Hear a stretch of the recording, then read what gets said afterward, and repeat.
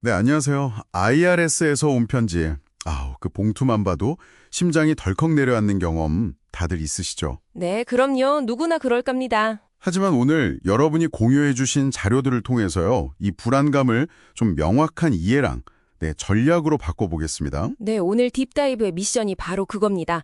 IRS 통지서 이거 제대로 좀 해독하고 또 납세자로서 권리도 지키고요. 불필요한 벌금 피하는 것 같은 그런 숨겨진 기회랄까요? 그런 핵심 통찰력을 얻는 거죠. 좋습니다. 통지서 해독부터 대응 전략, 그리고 벌금 감면까지요. 그럼 바로 시작하죠. IRS 편지 받으면 일단 뭘 가장 먼저 봐야 할까요? 그 첫 5분이 중요하다고들 하던데요. 정확합니다. 우선 침착하게요. 통지서 오른쪽 위에 보면 번호가 있어요. CP나 LTR 이렇게 시작하는 거요. 그 번호요? 네네. 네, 그 번호랑 통지서 날짜, 그리고 이게 어느 해 세금 관련인지 그 과세 연도, 그리고 가장 중요한 거, 대응 마감일. 이거 꼭 확인하셔야 돼요. 연락처 정보도 물론이고요. 그게 첫 단추군요. 그렇죠. 근데 모든 통지가 다 세금 폭탄은 아니라고 들었어요. 오히려 환급액이 늘었다 이런 좋은 소식일 수도 있다고요. 맞아요. 환급액 조정 통지서도 있을 수 있고 아니면 그냥 추가 정보가 필요하다거나 신원 확인 요청일 수도 있고요. 이유는 정말 다양해요. 아하. 그러니까 핵심은 절대 무시하면 안 된다는 겁니다. 마감 기한 안에 대응하는 게 나중에 항소권 같은 거요? 그런 소중한 권리를 지키는 첫걸음이거든요. 그렇죠. 무시하면 정말 큰일 나죠. 그리고 서류 사본 보관, 최소 3년입니다. 이것도 절대 잊으시면 안 돼요. 3년. 네. 근데 이게 진짜 IRS에서 온 건지 아니면 요새 워낙 사기가 많으니까 헷갈릴 땐 어떻게 구별해야 할까요? 그거 정말 중요한 질문입니다. IRS는요, 첫 접촉은 거의 항상 우편으로 합니다. 우편으로요? 네. 전화나 이메일, 특히 소셜미디어나 문자로 먼저 연락해서 다짜고짜 기프트 카드로 세금을 내라거나 안 내면 체포한다 이런 협박 같은 거요. 이건 99% 사기라고 보시면 돼요. 헉, 기프트 카드요? 네, 황당하죠. 그러니까 의심스러우면 통지서 번호를 irs.gov 웹사이트에서 직접 검색해 보시거나 아니면 공식 번호 있잖아요. 889-8040. 거기로 직접 전화해서 확인하시는 게 제일 안전합니다. 그렇군요. 그리고 납부처는 항상 유나이티드 스테이츠 트레저리 앞으로 해야 하고요. 다른 이름이면 안 돼요. 내부 부서 간의 소통이 잘 안 된다는 얘기도 있더라고요. 예를 들어서 CP2000 통지서를 받고 섣불리 수정보고서, 그 1040X인가요? 그걸 내면 오히려 일이 꼬인다면서요. 네, 바로 그 점입니다. 그 CP2000이라는 게요, 사실 감사가 아니에요. 시스템이 자동으로 소득신고 누락 같은 걸 잡아내서 이거 혹시 잘못된 거 아니에요? 하고 보내는 일종의 제안 같은 거거든요. 제안이요?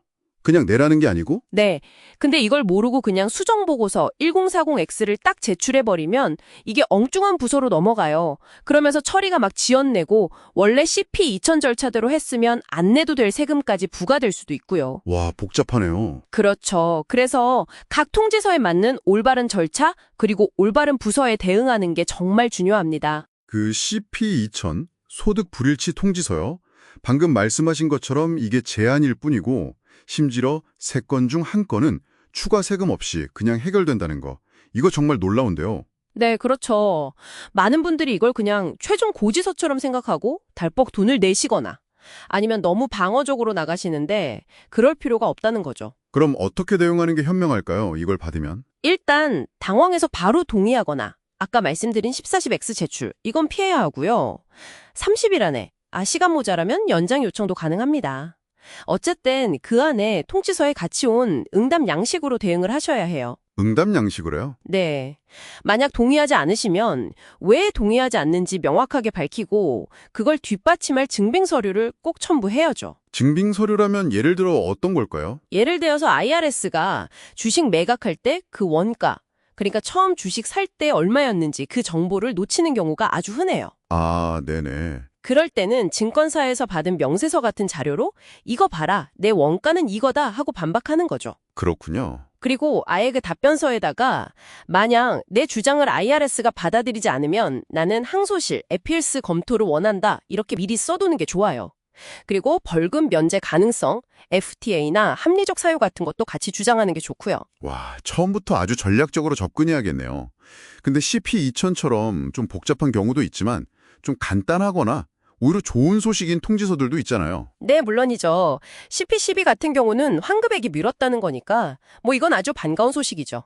특별히 할 일은 없고요. 아, 기분 좋은 편지네요. 그래야 나중에 혹시라도 조세법원에 이의를 제기할 수 있는 그 중요한 권리를 잃지 않거든요. 징수 관련 통지서들은 점점 그 압박 수위가 높아진다고 들었어요. CP14부터 시작해서 나중에 CP90까지 간다던데 생각만 해도 좀 숨막히네요. 네, 단계적으로 압박이 강해집니다. CP14는 첫 고지서고요. 그 다음 CP501이나 503은 독촉장 성격이에요. 독촉장이요? 그러다가 CP504를 받으면 이거는 좀 긴장하셔야 합니다. 재산 압류 의사가 있음을 공식적으로 알리는 아주 강력한 경고거든요. 의사 통보군요. 아직 실행은 아니지만. 네, 그렇죠. 그리고 마지막 최종 통지서가 레터 11이나 CP90인데 이게 실제 자산 압류 들어가기 전 마지막 법적 통지예요.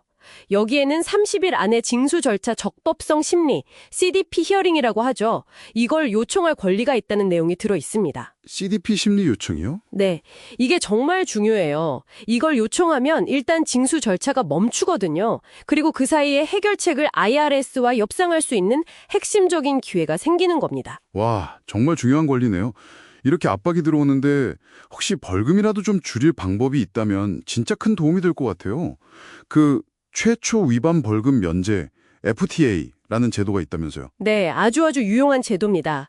지난 3년간 세금 신고나 납부 기록이 깨끗했다면, 그러니까 성실하게 잘해왔다면 신고 불성실, 납부 불성실, 예치 불성실 이런 벌금을 면제받을 수 있는 일종의 한번 봐주는 기회 같은 거죠. 한 번의 기회. 네, 근데 의외로 많은 분들이 이걸 잘 모르세요. 더 좋은 건 전화 한 통으로 간단하게 요청할 수 있다는 겁니다. 와, 전화 한 통으로요? 와, 이건 진짜 꿀팁인데요? 그럼 합리적 사유는 또 다른 건가요? 이건 좀 다른 것 같은데? 네, 합리적 사유, reasonable cause는 좀 달라요. 이건 자연재해를 당했다거나 갑자기 심각한 병에 걸렸다거나 기록이 다 없어져 버렸다거나 이런 식으로 본인이 통제할 수 없는 정말 불가피한 상황 때문에 세금 의무를 다하지 못했다는 걸 입증하면 벌금을 면제받는 제도입니다. 아, 입증이 필요하군요. 그렇죠. 이건 폼 843이라는 서면 요청서를 내야 하고요. 병원 기록이라든지 재해 증명서 같은 객관적인 증빙 서류가 꼭 필요합니다. 그렇군요.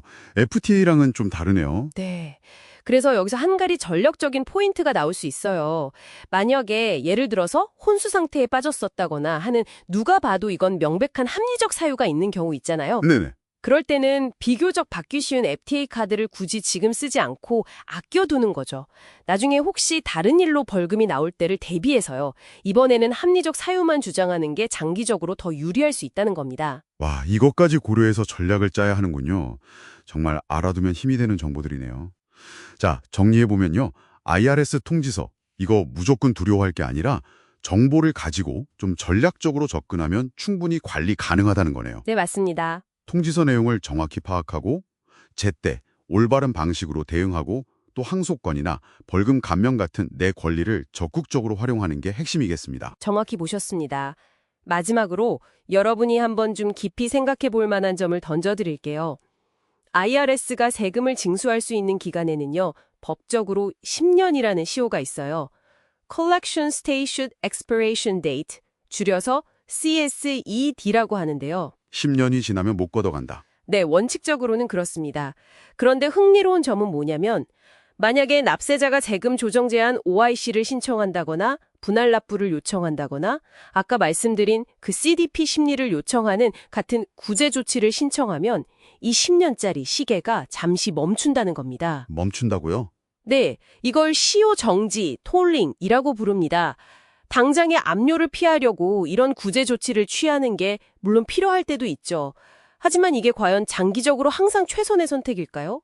특히 CSED 만료가 얼마 남지 않은 상황이라면 어떨까요? 아, 이 단기적인 구제, 즉 시계를 멈추는 것과 시간이 흘러서 채무 자체가 아예 소멸될 가능성, 이 사이에서 신중하게 저울질해 볼 필요가 있다는 거죠.